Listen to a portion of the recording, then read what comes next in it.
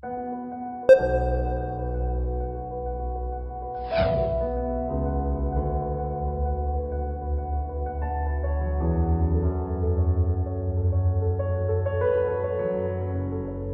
Amazonas, la mayor reserva biológica del planeta, se encuentra en una encrucijada.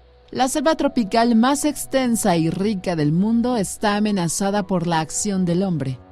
Durante las últimas 4 décadas, los humanos hemos explotado intensamente las reservas madereras, mineras y petrolíferas. Una situación que ha llevado al límite unos bosques milenarios tradicionalmente llenos de vida. El Amazonas se extiende por 7 millones de kilómetros cuadrados, el 50% de todo el territorio continental de América del Sur. Es un área colosal de riqueza y biodiversidad infinita. Algunos biólogos estiman que una pisada humana supone entrar en contacto con 1.500 especies entre plantas, insectos, bacterias y hongos. Los expertos aseguran que el espesor de la selva llegó a ser tan denso y extenso que medio siglo atrás un mono podía llegar desde los Andes hasta la costa atlántica sin pisar el suelo. Bastaba con transitar por la maraña de ramas de árbol. Hoy, esa posibilidad parece muy remota. Alrededor del 20% del Amazonas ha sido profundamente modificado por el hombre, cuando no consumido por las motosierras, o carbonizado por el fuego. Y el restante del Amazonas se encuentra en un cruce de caminos, o es preservado para luchar contra el cambio climático y permitir nuestra propia existencia en el planeta, o se continúa con la extracción de recursos hasta que quizás ya no haya vuelta atrás. Apesar da gente ter o desmatamento em níveis mais baixos do que na década passada, né, a gente continua desmatando 8.000 quilômetros quadrados por ano, né? Então isso ano após ano, uma hora a gente vai ter ponto de não retorno para a floresta.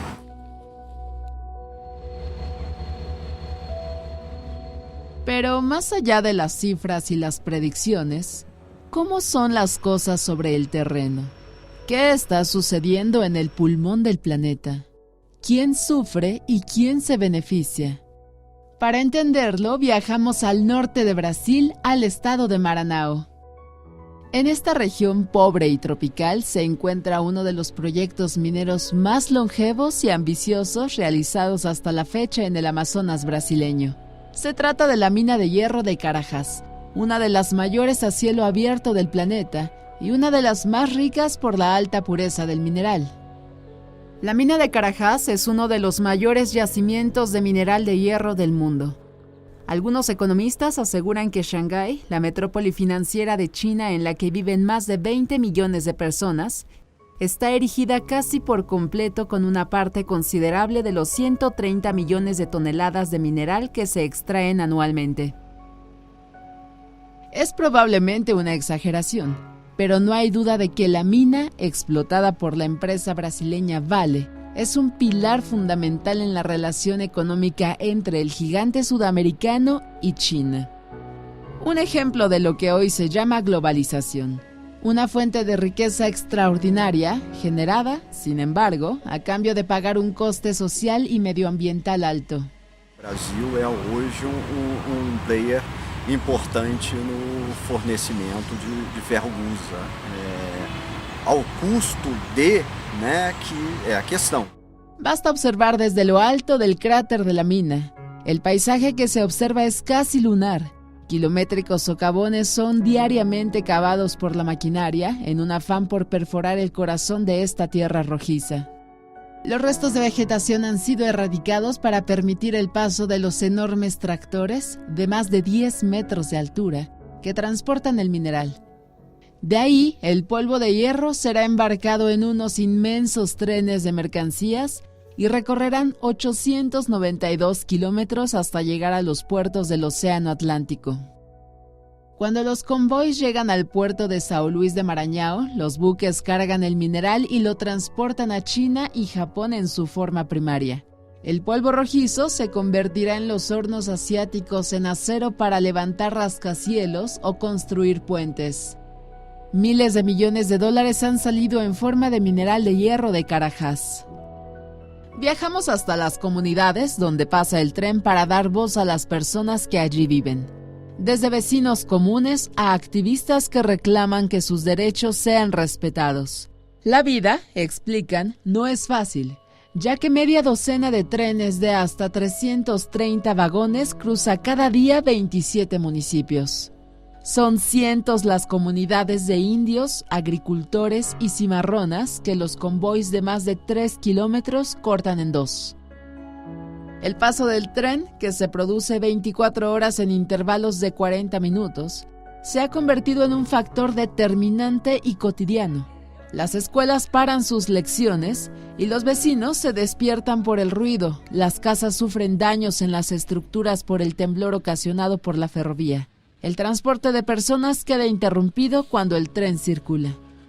Peor aún es cuando el kilométrico convoy decide parar sin preaviso y durante horas en una estación que carece de un paso subterráneo o elevado. Para muchos no queda otra alternativa sino arriesgar sus vidas pasando por debajo de los vagones. Uno de quienes conoce bien esa problemática es José López de Oliveira. Este hombre, de 52 años, vive en el poblado Capiazú, situado en la localidad de Arari, un área rural y humilde donde buena parte de los residentes recibe ayudas del gobierno para poder comer y pagar sus cuentas. ¿Trouxe alguma riqueza para vocês?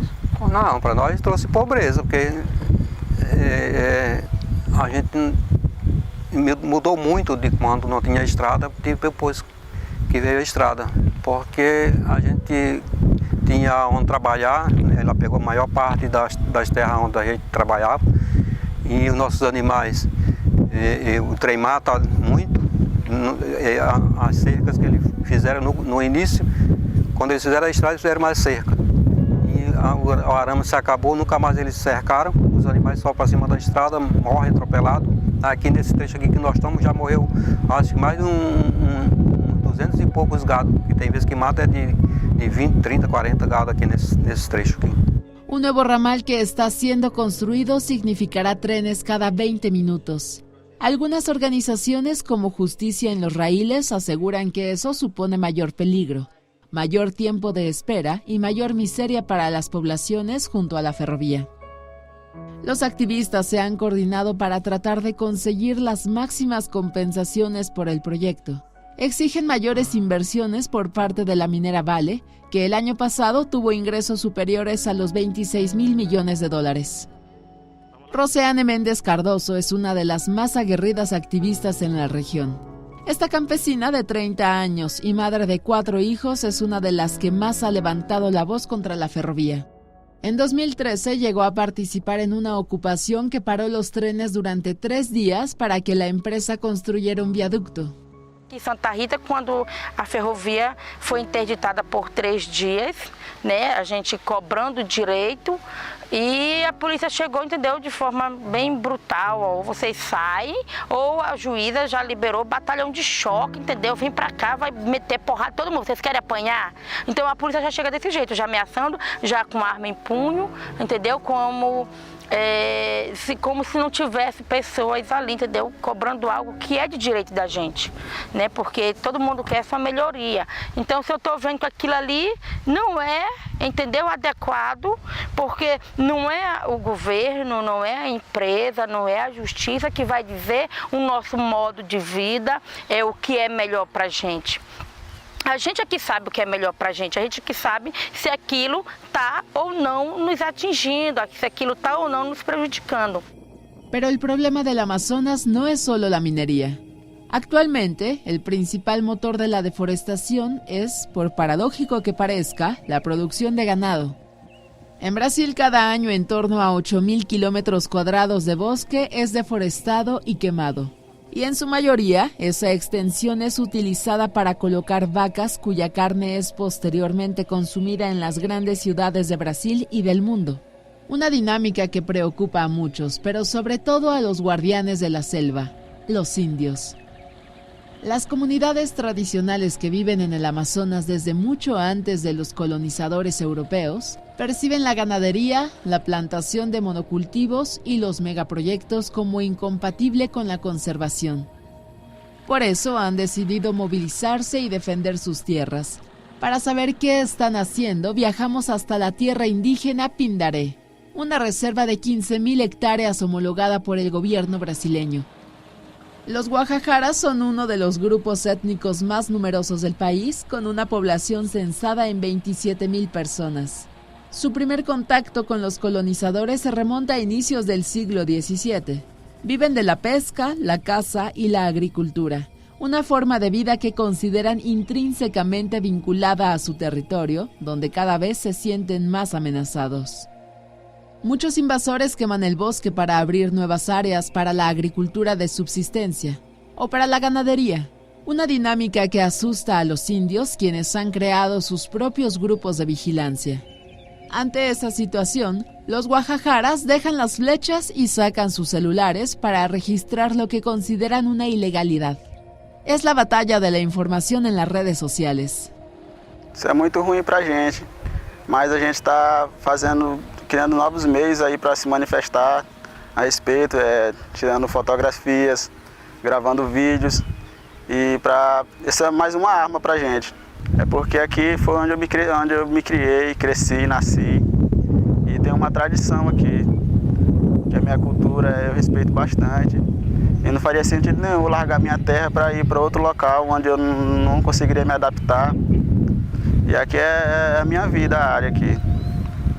Eu vivo aqui, pretendo ficar aqui até morrer, e meus filhos também, poder ficar aqui para poder usufruir dessa terra também. Por isso que a nossa luta é tão grande para defender ela. Las generaciones más veteranas no son tan optimistas. El ex cacique João da Silva no reprime sus miedos con el futuro. O que nós pensa é o que nossos pais pensavam antigamente também. Desde que Brasil dejó de considerar el Amazonas un lugar inhóspito para explotar sus recursos, decenas de ciudades se han creado.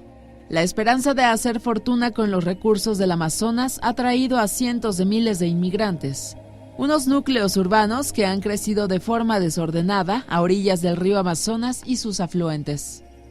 Para entender una de esas problemáticas, nos desplazamos hasta Azailandia.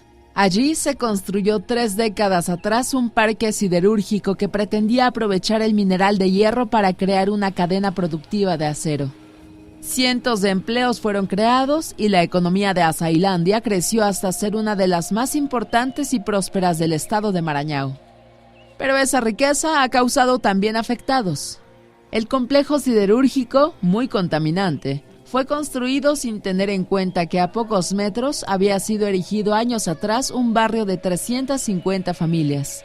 Una comunidad que desde 1987 está obligada a convivir, textualmente puerta con puerta, con la contaminación ambiental y del agua. El polvo por la combustión de carbón y el proceso de transformación del mineral de hierro impone a los habitantes condiciones insalubres de vida. Las casas son constantemente impregnadas de polvo, mientras la tierra ha quedado inútil para la agricultura. Una situación que ha llegado hasta Naciones Unidas. Tras una década de reivindicaciones, los vecinos parecen llegar a una solución negociada con las empresas, pero no olvidan el camino recorrido. O problema quem criou foi a siderurgia. Chega aqui a achar bairro habitado aqui, o Piqueia de Baixo, um dos mais velhos do Maranhão, que na época que nós chegamos aqui foi construído um colégio aqui em 74 pelo município de Imperatriz. Aqui a Açailândia não era nem município, né? Então eu acho que quem trouxe esse problema aí foi a siderúrgica, com apoio do Estado, da União e o município. Apoiaram eles se instalaram aqui, sacrificando todos nós aqui. Junto al señor Dantas, Francisca Souza es otra de las luchadoras. A sus 70 años solo sueña con poder ser reasentada en el nuevo barrio, que debería comenzar la construcción en 2017. Residente desde hace 35 en Piquia, Francisca hace algunos años decidió salir de su casa por los problemas creados por contaminación. Frente a su antigua vivienda, habla con Notimex de su sentimiento de impotencia. No momento eu sinto assim muita tristeza, porque quando a gente chegou aqui, a siderúrgica não estava. A gente, com o dinheirinho que a gente tinha, comprou esse lugarzinho e ficou. A gente achava bom. Depois que as empresas chegou, escorraçou a gente, porque jogando pó, tendo barulho, gás, tudo que eu já te contei. Aí o que acontece? Foi o dia mais triste que eu senti na minha vida. Já tinha perdido meu marido, estava com mais de ano que eu tinha perdido ele, já estava sentindo problema no pulmão também. E aí com isso, foi a tristeza mais grande que eu tive, foi no dia que eu fechei minha casa para ir pagar um aluguel lá em cima, porque eu não podia morar na própria casa que meu marido me deu. Historias como estas son cotidianos a lo largo y ancho del Amazonas, donde todavía no se ha encontrado un equilibrio entre desarrollo económico y preservación del medio ambiente. Las cifras no invitan al optimismo. En 2016 hubo un aumento del 29% de la superficie deforestada del Amazonas brasileño. Y así, poco a poco, la humanidad se da cuenta de la enorme incongruencia que la rodea. ¿Por qué la especie humana es la única que destruye el propio hábitat que necesita para sobrevivir?